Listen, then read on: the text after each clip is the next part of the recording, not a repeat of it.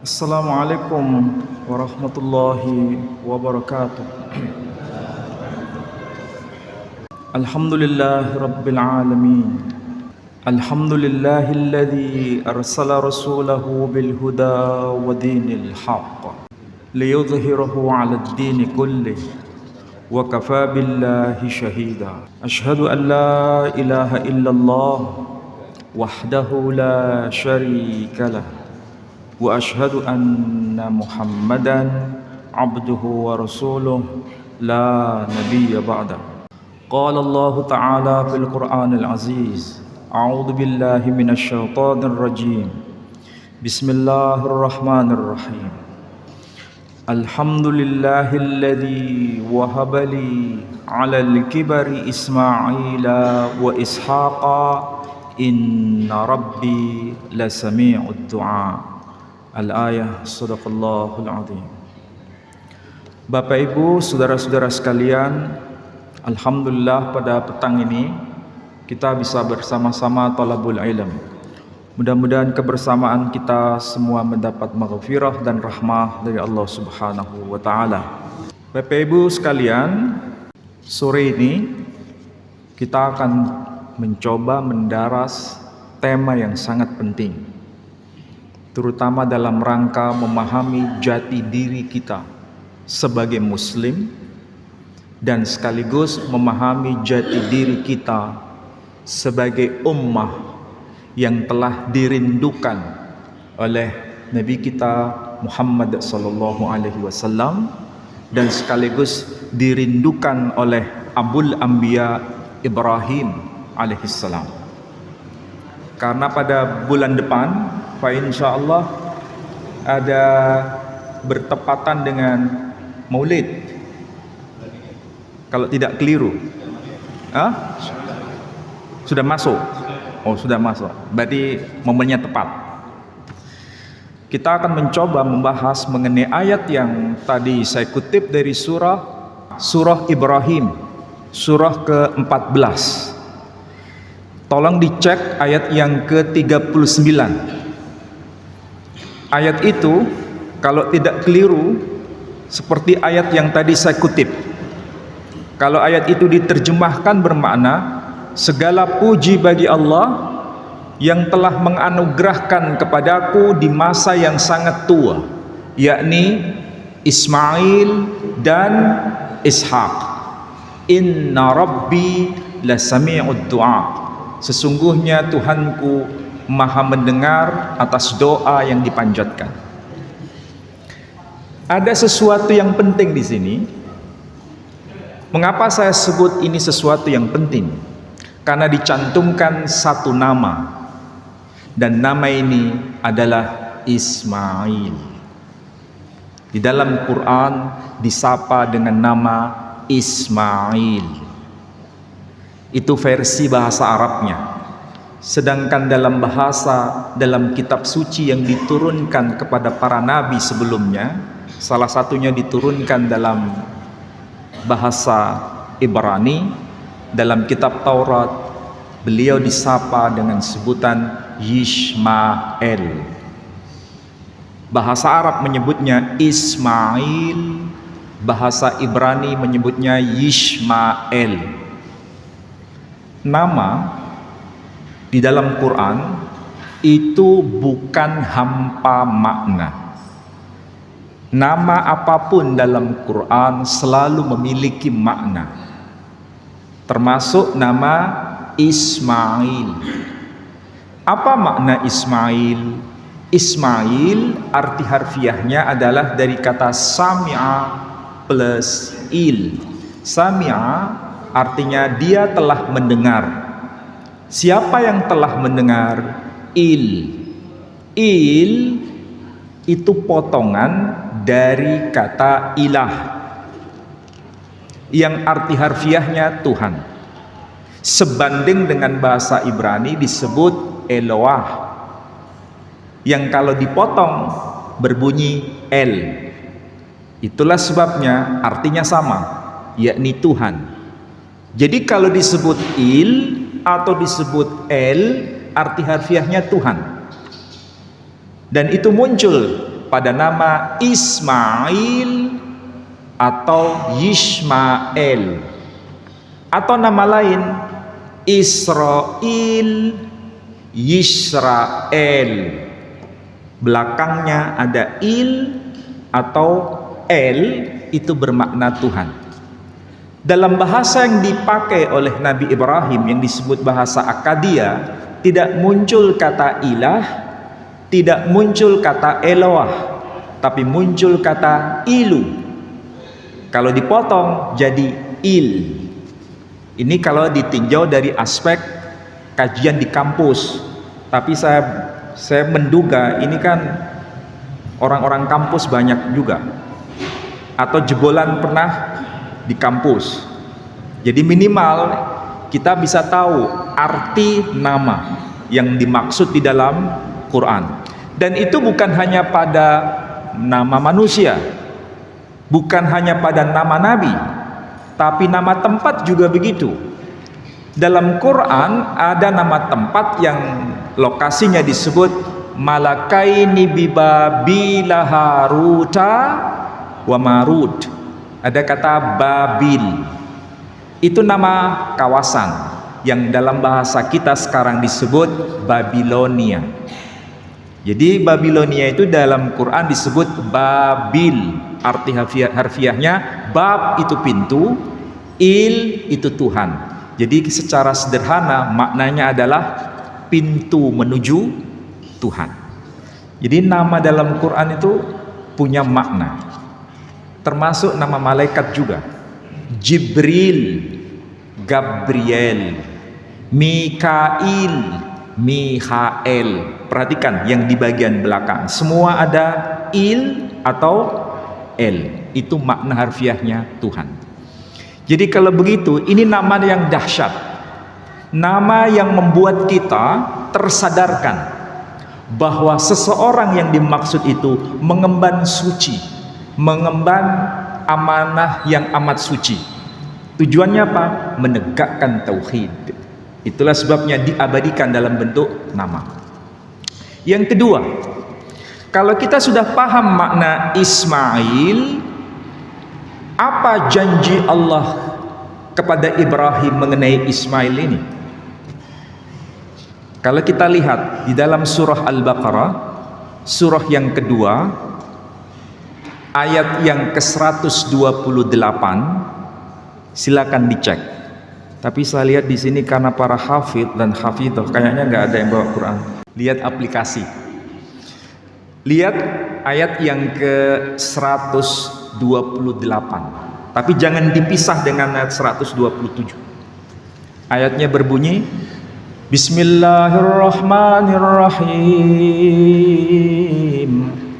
Rabbana waj'alna muslimaini laka wa min dzurriyyatina ummatan muslimatan lak wa arina manasikana wa tub alaina innaka antat tawwabur rahim.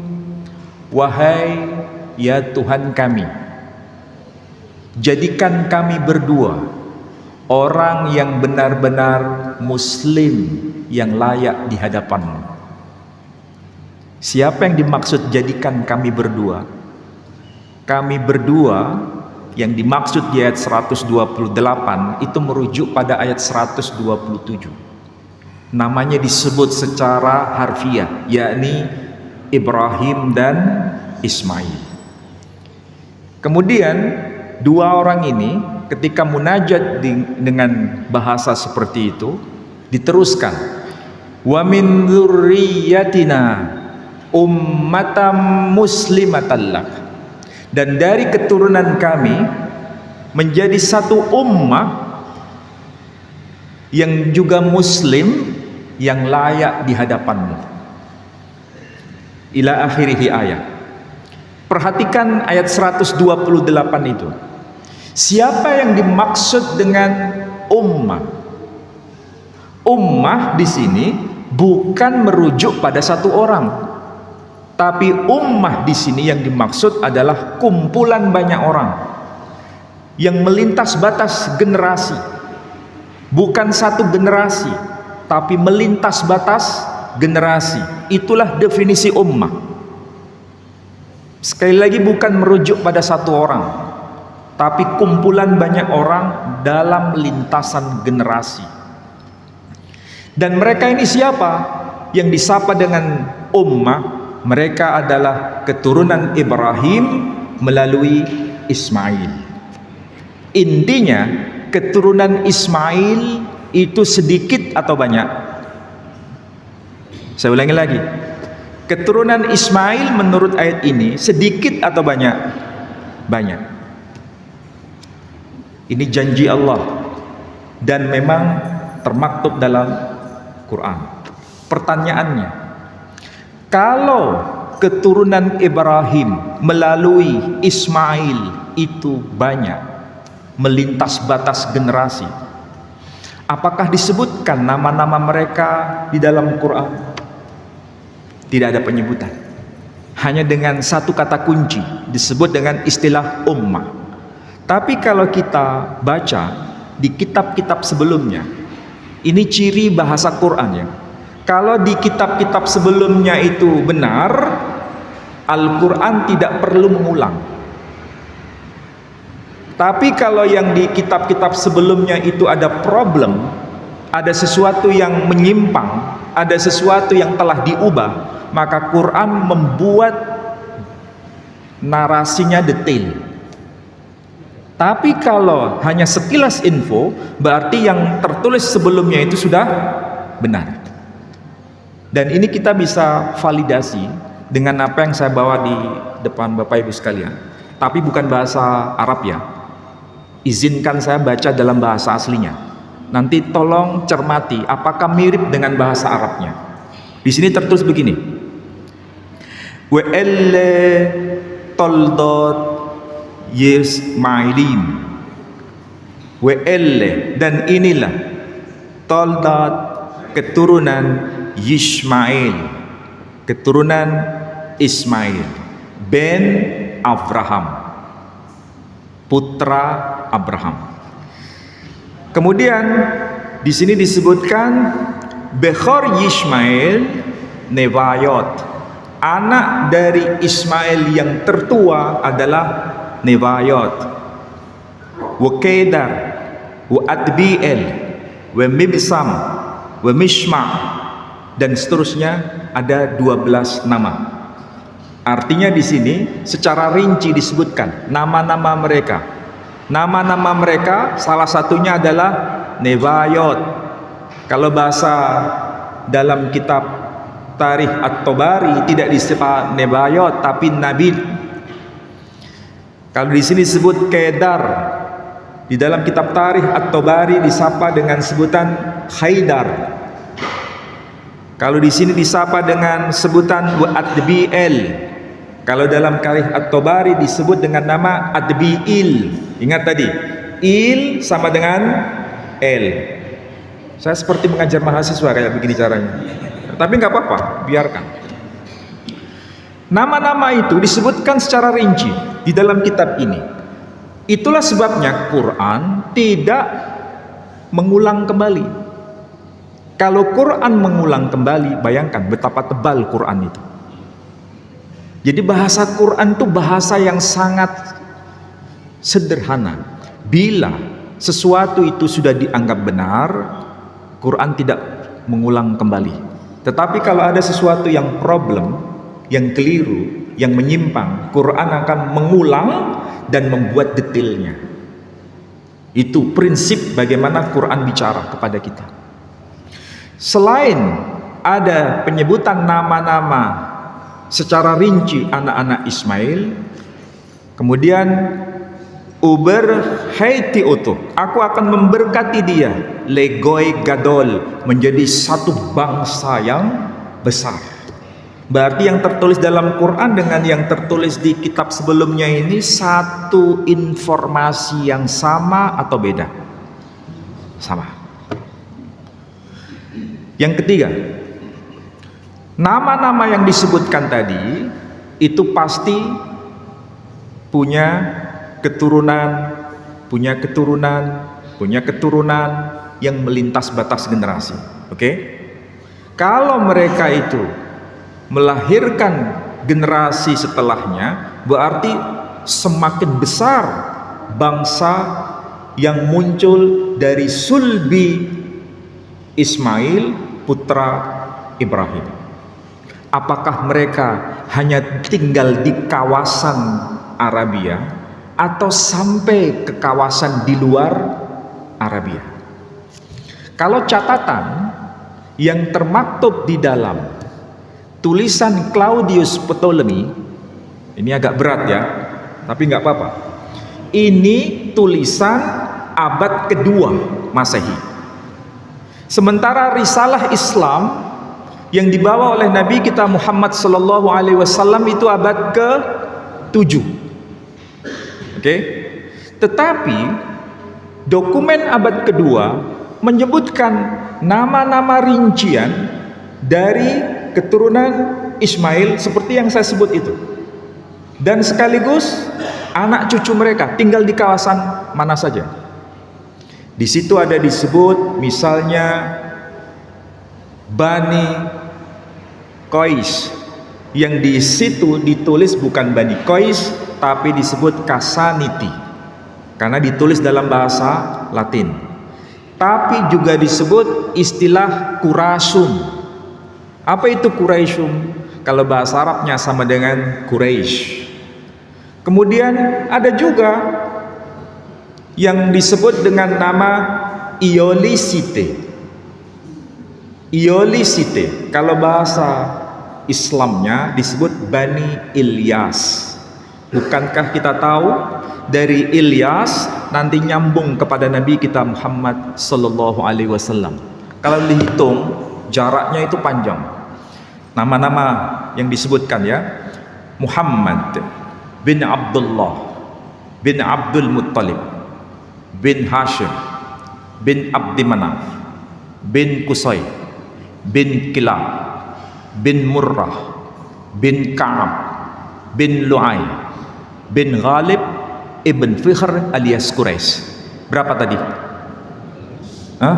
Lu sampai gak ngitung. Berapa tadi? 12 generasi. Itu belum mentok, masih ke atas lagi.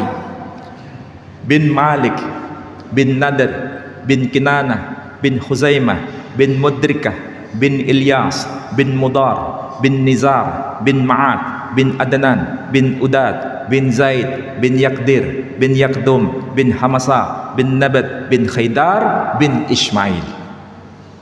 Orang Yahudi menyebutnya Yishmael. Berhenti, belum, masih ke atas.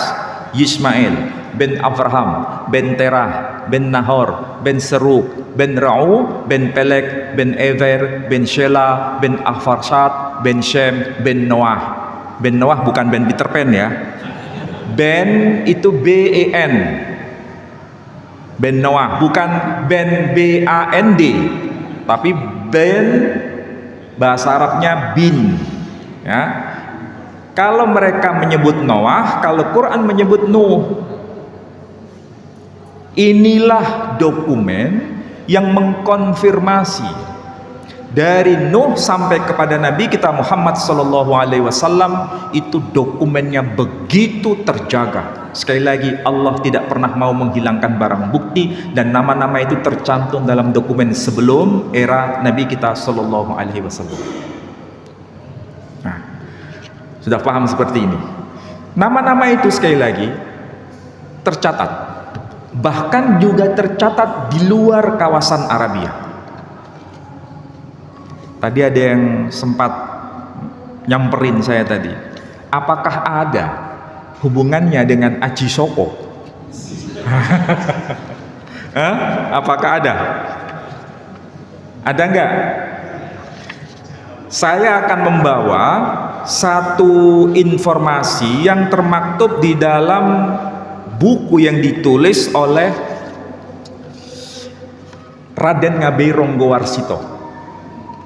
Raden Rabai Ronggowarsito itu lahir tahun 1802 Masehi. Meninggal tahun 1873 Masehi. Sebagai pujangga besar yang mahir bahasa Kawi, mahir bahasa Arab, mahir bahasa Sangsekerta. Bayangkan, siapa yang nggak tahu Ronggowarsito, ya kan? Kalau dilihat dari nasab beliau itu nyambung sampai pada Pangeran Benowo. Pangeran Benowo putranya dari Prabu Joko Tingkir alias Prabu Hadiwijoyo atau Sultan Hadiwijoyo. Sultan Hadiwijoyo nasabnya nyambung sampai ke siapa? Siapa? Jumadil Kubra, Syekh Jumadil Kubra. Syekh Jumadil Kubra nyambung sampai kepada Sayyid Ali Ridha. Sayyid Ali Ridha nyambung sampai kepada bapaknya, yakni Sayyid Musa Al-Kadhim. Bapaknya nanti bernama Sayyid Ja'far Sadiq. Bapaknya bernama Sayyid Muhammad Al-Bakir. Bapaknya bernama Sayyid Zainal Abidin. Bapaknya bernama siapa? Sayyidina Hussein. Bapaknya bernama Sayyidina Ali bin Abi Thalib.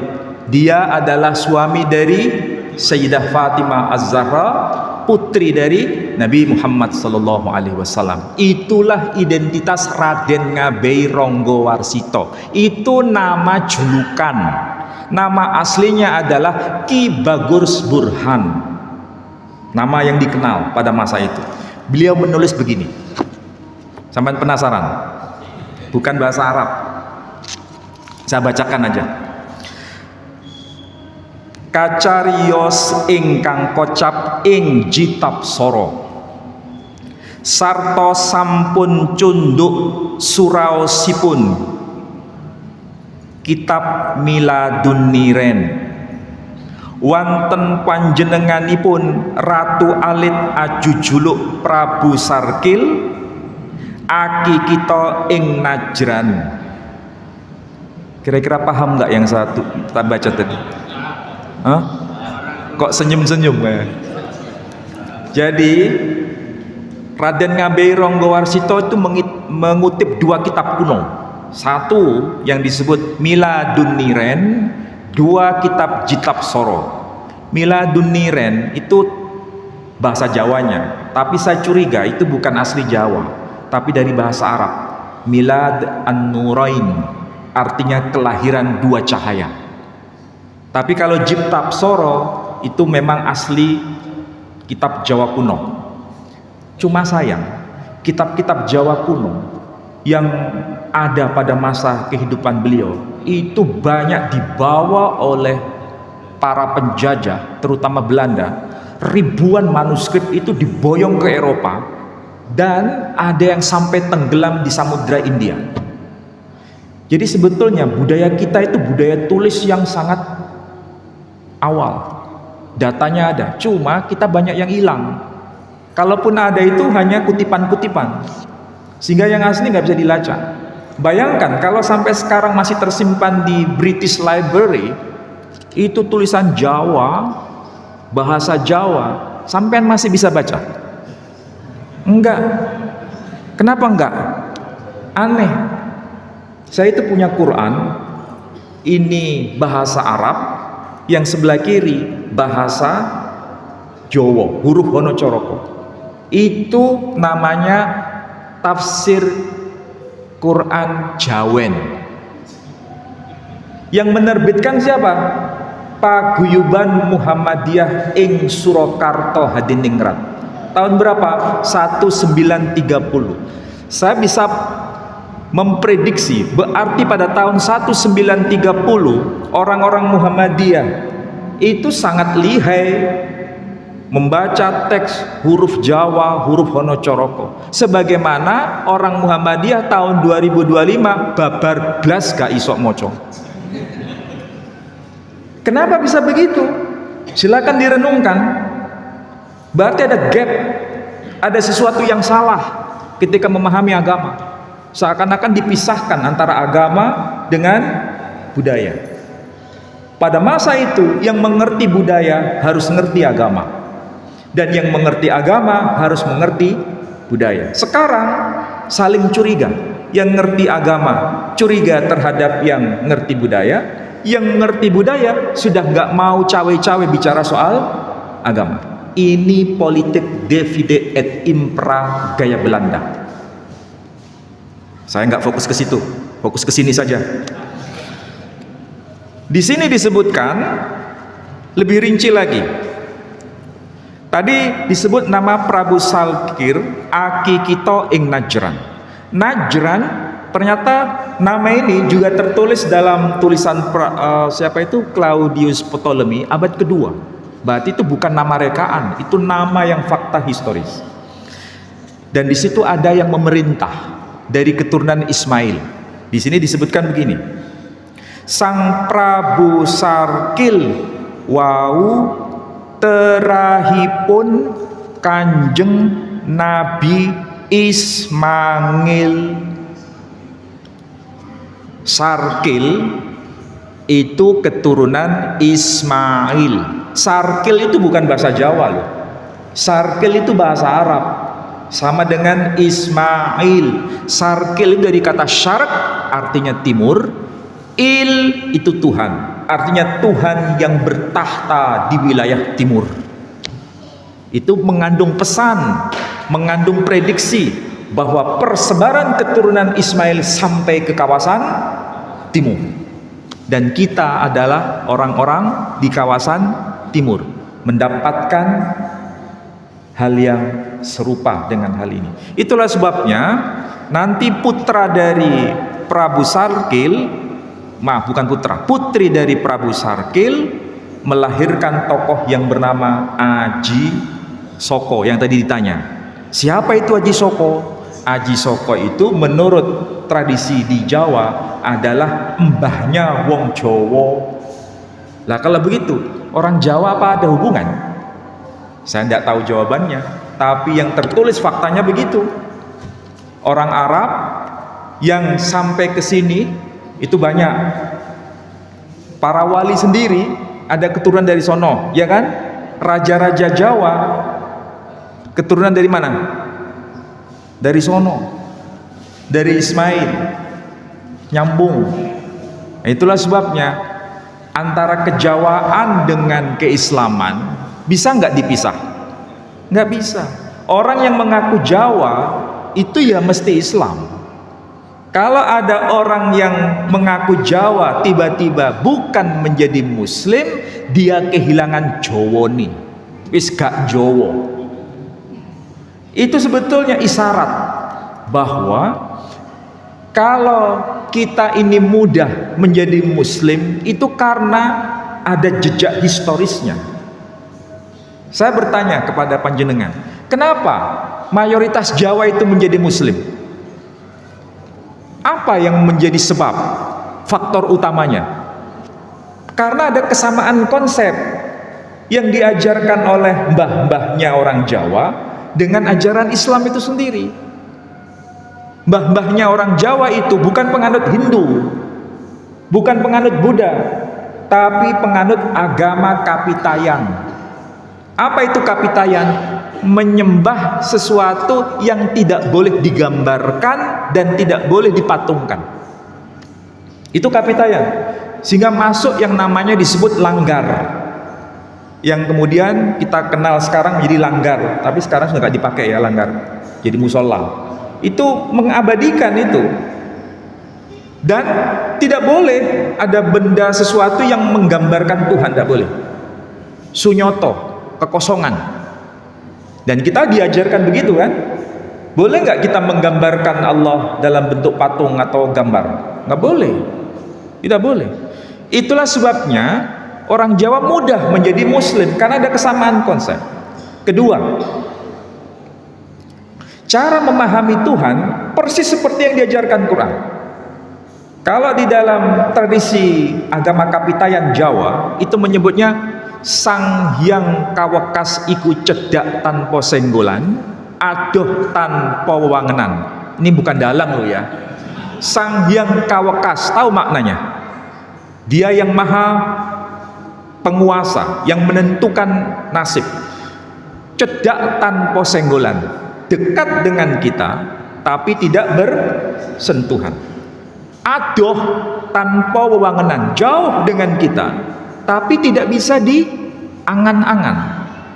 Konsep ini persis seperti Quran. Bahasanya hampir bisa dikatakan sejajar. Allah itu dekat dengan kita persis seperti min hablil warid. Dekat dengan kita seperti apa? Dekatnya urat leher kita. Jangan ditafsirkan Allah ada di sini. Ini bahasa simbol. Orang Jawa mengatakan begitu juga bahasa simbol. Itulah sebabnya mudah bagi mereka menjadi muslim. Sehingga kalau sudah paham demikian, berarti inilah satu bukti bahwa ajaran tauhid itu memang masih dilestarikan, meskipun sebagian ada yang ternoda. Tapi basicnya, dasarnya itu tauhid masih ada. Dan istilah itu kita kenal dengan istilah Hyang. Hyang itu artinya Tuhan dalam bahasa Jawa kuno. Tahu bahasa Jawa kuno panjenengan? Paling banter jenengan tahu burung Garuda yang memegang pita itu. Ada tulisan apa? Bhinneka Tunggal Ika. Ya. Sebetulnya itu teksnya lebih lengkap. Itu hanya potongan kecil yang arti harfiahnya berbeda-beda tetapi tetap satu. Lebih panjang sebetulnya. Dapat dibaca dalam kitab Kakawin Sutasoma, tulisan dari Empu Tantular yang hidup di zaman Majapahit. Apa yang tertulis? Mangkang jinatua kalawan siwat tatwa Bhinneka Tunggal Ika tanhana dharma mangrua nanging hana pamintaku huri panasahananing ratu kabeh yatan gegen Pancasila. Ini bukan dalang ya. Lihat itu, bahasanya mirip nggak dengan bahasa Jawa ngukuh? Ya, karena memang begitulah. Ada semacam pembagian tugas. Bahasa Jawa kuno dilestarikan di pesantren, tapi sastra Jawa kuno dilestarikan di keraton. Jadi antara keraton dengan pesantren itu bagi-bagi wilayah dalam persoalan ilmu pengetahuan. Bahasanya dilestarikan di pesantren, sastranya dilestarikan di keraton. Muhammadiyah dengan NU juga begitu. Muhammadiyah dakwahnya ke pedalaman, masih menggunakan huruf Honocoroko. Saya punya pasolatan, bukunya pasolatan, terbitan Paguyuban Muhammadiyah. Nulis pakai huruf Honocoroko. Tapi setelah saya baca, itu bukan bahasa Jawa. Saya baca itu tulisannya Bismillahirrohmanirrohim. Hurufnya Honocoroko. Berarti saya bisa menduga saat itu orang Islam yang dari kalangan Jawa ketika belajar Islam masih menggunakan huruf Jawa. Sama seperti kita membaca Quran yang belum lancar, bacanya pakai huruf Latin. Ini kita sebetulnya. Cuma sayang hal kayak begini sudah tergerus dari tradisi. Makanya ngaji kita tidak sekedar ngaji tafsir secara umum, tapi sekaligus memperkaya perspektif. Dan kalau kita baca kitab-kitab tafsir, sebetulnya tidak bertabrakan.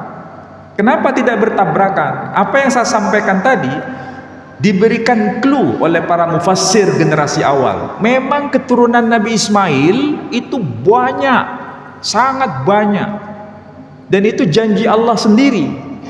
Wa min dzurriyyatina ummatan muslimatan lak. Satu ummah yang juga muslim yang layak di hadapanmu. Dan sekarang kalau kita hitung di Nusantara ini, Asia Tenggara ini, jumlah muslim itu minoritas atau mayoritas? Mayoritas. Di Arabia di Timur Tengah, jumlah muslim itu minoritas atau mayoritas? Di negara-negara Eropa, di Jerman, sekarang pertumbuhan jumlah muslim semakin tipis atau semakin menebal? Makin banyak. Ini adalah janji Allah. Sampai ila yaumil qiyamah, umat Islam semakin bertambah, bukan semakin berkurang. Cuma masalahnya di Indonesia jumlah muslim yang keislamannya itu betul-betul Islam semakin banyak atau semakin sedikit? Sopo? Nah, ini perlu perenungan. Jadi pengajian kita malam ini paling tidak kita harus tahu bahwa generasi dari Bani Ismail itu besar, dan nanti Allah akan memilih satu yang akan menjadi pemandu. Siapa itu? Muhammad sallallahu alaihi wasallam. Dan itu ditulis, terbukti di ayat 129. Doa itu terijabah, doa itu dikabulkan meskipun tidak ditulis namanya. Nanti akan saya jelaskan secara detail pada saat bulan depan dengan dokumen yang lebih komplit. Benarkah para mufassir ketika menyebut ayat ini tidak ada perselisihan? Jawabannya tidak ada. Kalau seandainya kita buka semua kitab tafsir, mulai dari yang awal, tulisan tafsir dari Muqatil ibn Sulaiman yang meninggal tahun 150 Hijri, berarti abad kedua Hijri, sangat dekat dengan zaman yang Nabi masih hidup, zaman era Abbasiyah berkuasa. Ternyata beliau juga menyebutkan nama Muhammad ketika menyebutkan istilah Rasulan. Padahal istilah Rasulan itu artinya satu orang Rasul. Tapi satu orang Rasul ini tidak ada perselisihan bahwa yang dimaksud itu adalah Muhammad sallallahu alaihi wasallam. Bahkan tafsir yang sekarang pun juga sama. Intinya pertanyaan ini nggak akan terjawab. Apakah ada kitab tafsir mulai zaman dulu sampai zaman sekarang yang ditulis dalam berbagai bahasa, apakah dalam bahasa Arab ataupun yang bukan Arab, yang menyebutkan bahwa Rasulan yang dimaksud itu adalah orang lain selain Nabi Muhammad SAW? Jawabannya zero, tidak ada. Berarti kalau dalam soal akidah umat Islam itu satu suara. Tapi kalau soal syariat umat Islam itu berbeda dalam memahami teks ayat Qur'annya. Tapi kalau soal akidah pasti sama. Itulah keagungan Islam dalam menyingkap mengenai siapa itu Bani Ismail, dan dari keturunan Ismail muncul seorang tokoh besar yang bernama Muhammad sallallahu alaihi wasallam. Nah, yang terakhir, sampean masih nggak menggunakan istilah sembahyang itu? Masih, terutama generasi yang senior. Ternyata istilah sembahyang itu diambil dari kata sembah dan hyang. Hyang itu artinya Tuhan.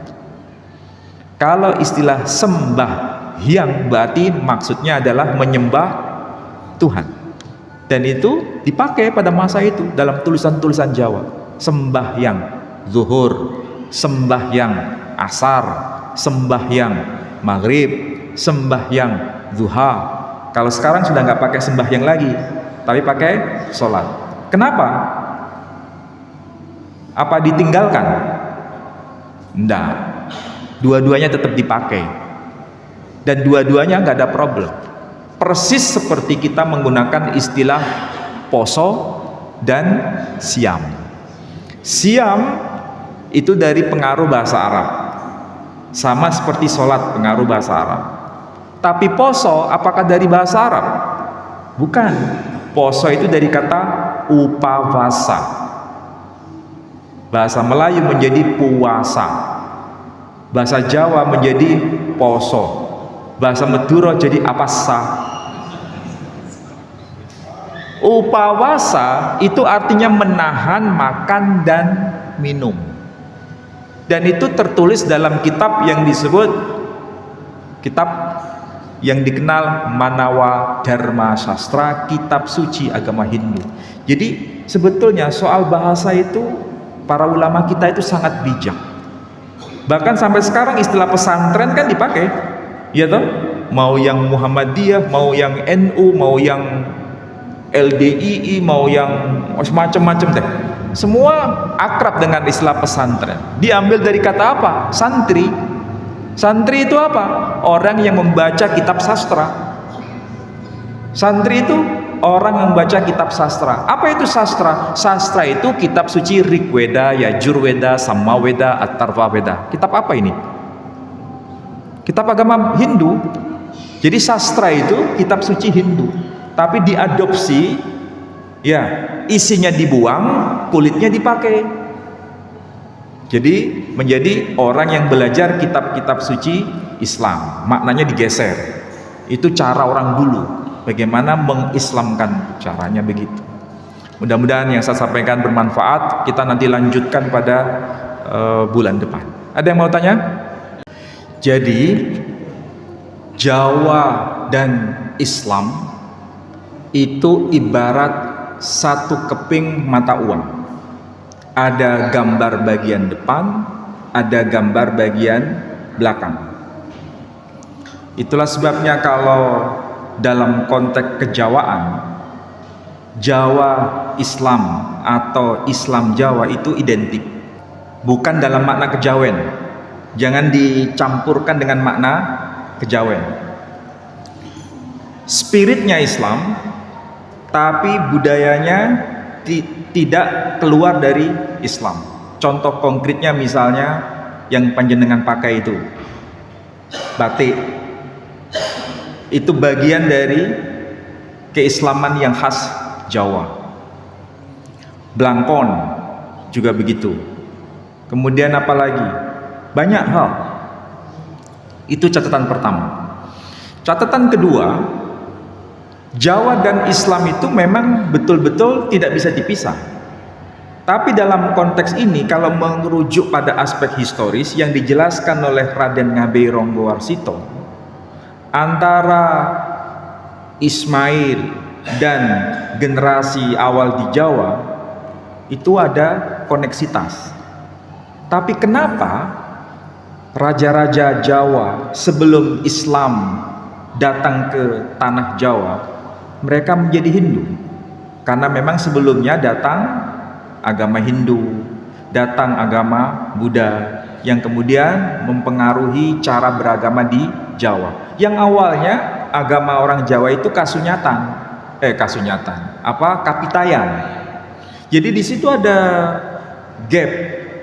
Kalau di kalangan istana, agama Hindu itu menjadi agama legal, menjadi agama eksklusif. Tapi di kalangan masyarakat awam, mereka kebanyakan adalah penganut agama kapitayan. Itulah sebabnya para wali lebih sukses mendakwahkan Islam di kalangan masyarakat rakyat jelata, baru kemudian masuk ke kawasan istana. Dan itu melalui proses yang sulit.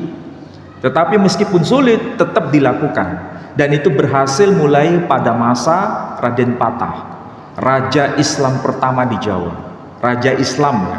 Raja Islam pertama di Jawa, dilanjutkan dengan Raja Pajang. Yang nanti muncul siapa itu?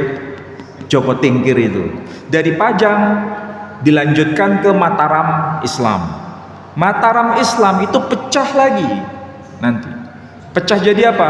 Yogyakarta, Kasultanan Yogyakarta dan Kasunanan Surakarta. Kasultanan Surakarta pecah lagi. Jadi apa? Pakualaman. Ya. Di Solo juga pecah lagi. Jadi Mangkunegaran dan Kasunanan. Pertanyaannya, kemana persatuan Islam kok jadi pecah? Dari politik siapa? Divide et impera Belanda. Jadi sebetulnya mereka satu generasi. Kalau jenengan pernah ke Imogiri, semakin ke atas, ya semakin ke atas, itu puncaknya sama. Tapi sebelum ke puncak, ada yang ke kiri, ada yang ke kanan. Kalau yang ke kiri itu khusus pemakaman Kasultanan mana? Yogyakarta, atau sebaliknya Kasunanan Yogyakarta. Tapi kalau semakin ke atas lagi nyambung ke Sultan Agung. Jadi sebetulnya mereka satu darah, satu iman awalnya, tapi dipecah oleh politik Belanda. Nah, begitulah cara politik Belanda ya, memecah belah kita sendiri. Jadi itulah yang bisa saya sampaikan. Baik, mudah-mudahan ini membuat semakin keislaman kita semakin bangga dengan keislaman kita di negeri ini, dan semoga Allah memberikan rahmat bagi kita semua. Saya tutup dengan doa penutup majelis. Subhanakallahumma bihamdika asyhadu an la ilaha illa anta astaghfiruka wa atubu ilaik. Wassalamualaikum warahmatullahi wabarakatuh.